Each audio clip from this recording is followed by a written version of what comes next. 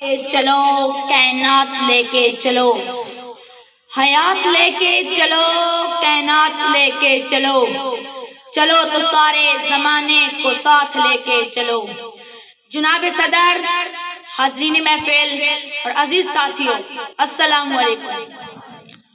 آج مجھے جس موضوع پر اظہار خیال کا موقع ملا ہے وہ ہے عمل کے بغیر علم بیکار ہے۔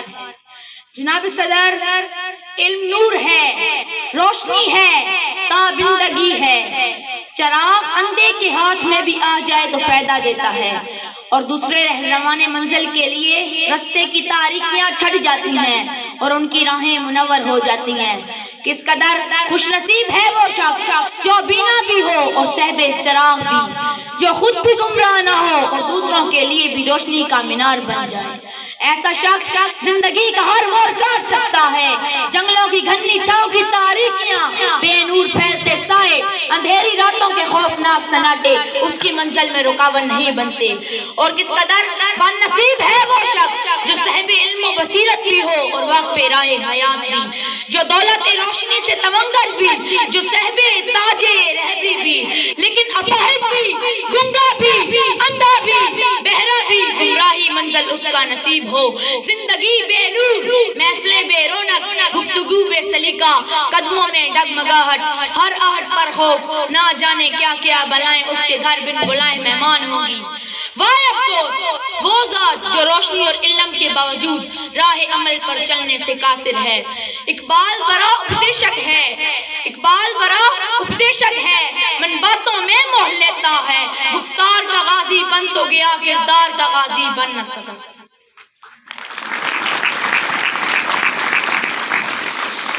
اے ارباب فکر و نظر، علم کے ساتھ بے عملی تو ازل سے تا امروز منافقت کہلائی ہے۔ اسلام کے دور اول کے وہ منافقین جن کے تذکرے ہماری کتاب مقدس میں بکثرت پائے جاتے ہیں، ان کا علم عین الیقین کی رفعتوں پر فائز تھا۔ قرآن کریم گواہ ہے کہ یعرفون کما یعرفون ابناءہم، لیکن وہ اس نور سے مستفید نہ ہو سکے۔ لعنتوں کے توپ، پھٹکاروں کے پھوڑ اور نفرتوں کی بدبو اپنی زندگیوں میں یوں بکھیر گئے کہ پورے معاشرے کے جسم میں آج بھی ان کے ذکر سے جھرجھری آنے لگتی ہے۔ گر یہی عالم تیرے طرز تغافل کا رہا، گر یہی عالم تیرے طرز تغافل کا رہا، کوئی تجھ کو ایک دن تجھ سے چرا لے جائے گا۔ مدعی رہ جائیں گے، مدعی رہ جائیں گے فریاد کرتے قتل پر، اور قاتل مسکراتا خون بہا لے جائے گا۔ حضرات با تمکین، رہبر انس و جاں، رازدار کن فقاں، واقف اسرار مکاں، حضرت محمد مصطفیٰ نے فرمایا قیامت اس وقت آئے گی جب علم اٹھ جائے گا۔ صحابہ کے اصرار پر آپ نے فرمایا کتابیں تو موجود رہیں گی لیکن ان پر سے عمل اٹھ جائے گا۔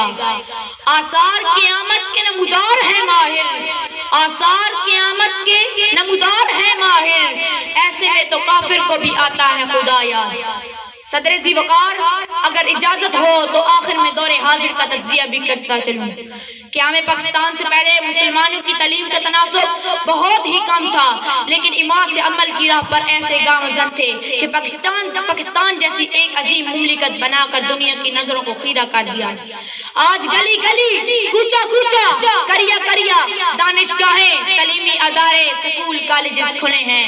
تعلیمی تناسب 1947 سے کہیں زیادہ ہے۔ دوستو بتاؤ ایسے سونے کو کیا کروں جو میرے کانوں کو پھاڑ کھائے؟ ایسا علم کس کام کا جس کو پڑھ کر منافقت و مغانیاں اس مقدس ملک کی وجود کی دھچیاں اڑانے لگیں۔ تعلیم عام ہے، ترقی سے نفرت ہے، عمارتیں تعمیر ہو رہی ہیں اور بنیادیں کھوکھلی کی جا رہی ہیں۔ آخر میں حکیم الامت علامہ محمد اقبال کے اس شعر پر اجازت چاہوں گا۔